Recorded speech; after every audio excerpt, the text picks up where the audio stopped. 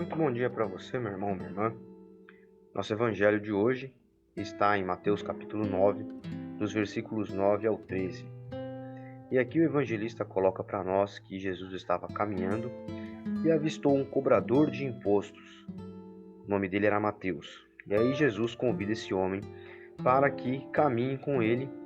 E o evangelista aqui ele é curto e grosso. Ele coloca: Mateus levantou-se e passou a segui-lo. O que mostra para a gente que foi uma atividade instantânea. Jesus convidou e esse homem então se levantou e imediatamente passou a seguir a Jesus. Passou então a ser ali o seu companheiro, o seu discípulo. E aí no versículo 10, mais tarde, Jesus estava jantando na casa desse Mateus, cobrador de impostos, e outros seguidores mais próximos de Jesus estavam junto com ele e pessoas de má reputação.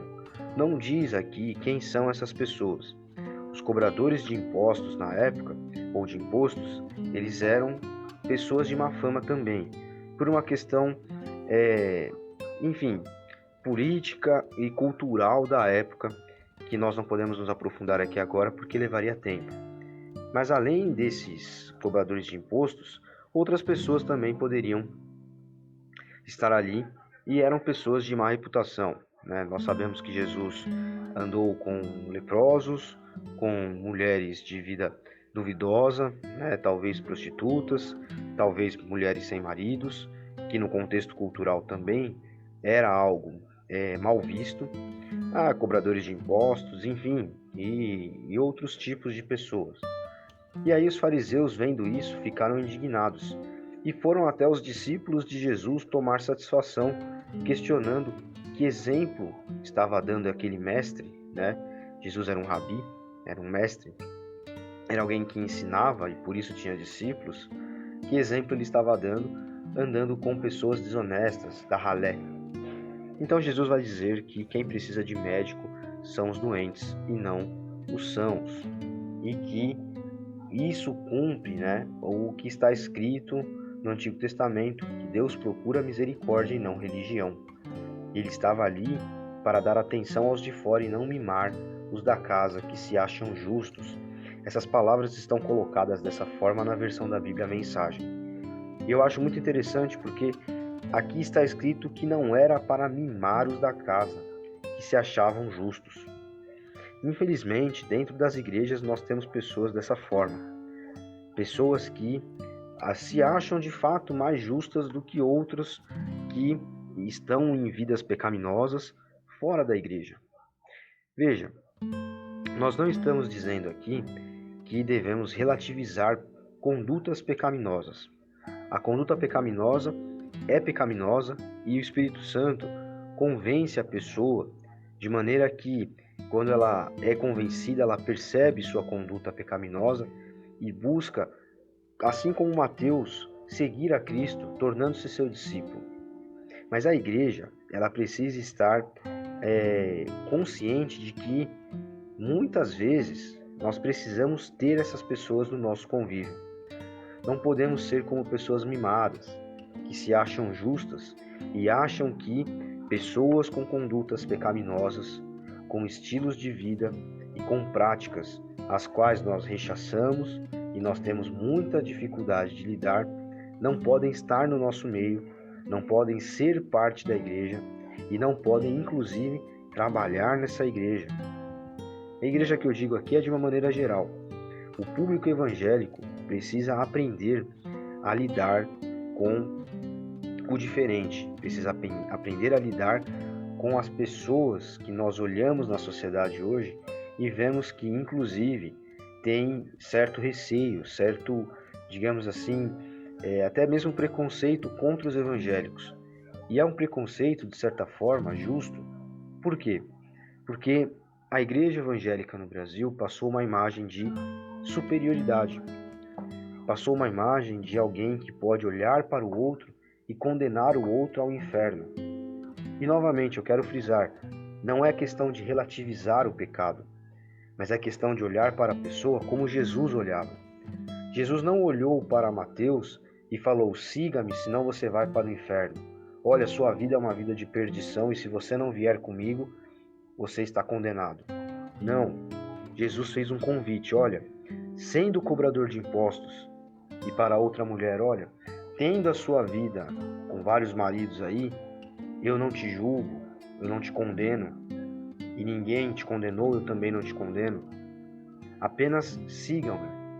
Foi o que Jesus disse para aquela mulher que seria apedrejada, foi o que Jesus disse para Mateus, olha, sendo cobrador de impostos, siga-me.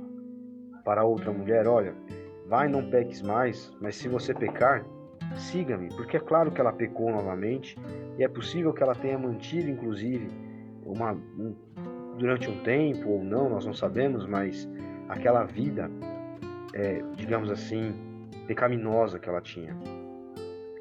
Então, a igreja evangélica, né, os cristãos de uma maneira geral, mas eu falo da igreja evangélica porque eu estou na igreja evangélica, precisa olhar para as pessoas que estão fora, para pessoas cujas vidas, cujas práticas são as mais, enfim, as mais pecaminosas possíveis. E falar para essas pessoas, olha, Jesus me perdoou e Ele pode perdoar você. Eu não te condeno, ao contrário, eu te convido a estar aqui comigo. E é um desafio, porque muitas vezes, e enfim, eu me arrisco a dizer que na totalidade, talvez das vezes, as pessoas, se encontrarem nas nossas palavras confiança suficiente, estarão no nosso meio. E muitas vezes estarão no nosso meio mantendo as suas práticas pecaminosas. Pense nos pecados mais severos possíveis, nos piores possíveis, nos que te assustam mais, digamos assim. Eu estou pensando aqui, não vou dizer porque, enfim, não cabe aqui ficar mencionando as coisas, mas pense nisso e imagine você convivendo com pessoas que têm essa prática pecaminosa dentro da igreja. Esse é o desafio. O nosso desafio é olhar para as pessoas e dizer a elas: venha comigo, siga-me, vamos juntos, assim como Jesus fez. E não dizer, olha, nós amamos o pecado, nós amamos o pecador, mas não o pecado. Olha, nós queremos você aqui, mas primeiro você precisa deixar essa e essa prática. Olha, nós queremos você aqui, mas você não pode ficar à frente de tal ministério, de tal coisa, porque isso aí já constitui uma divisão.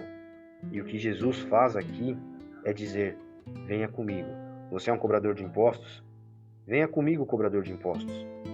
E ao andar comigo, eu farei com que você mude. Você mudará a sua perspectiva de vida. Você será uma pessoa honesta.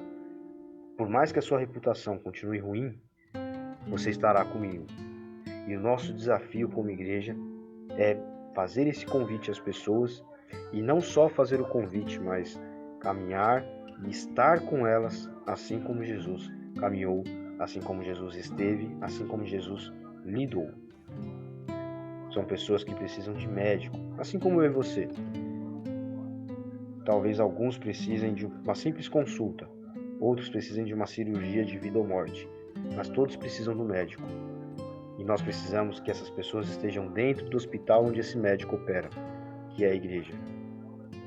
E nós somos os veículos, os meios pelos quais essas pessoas poderão ser impactadas de uma maneira diferente.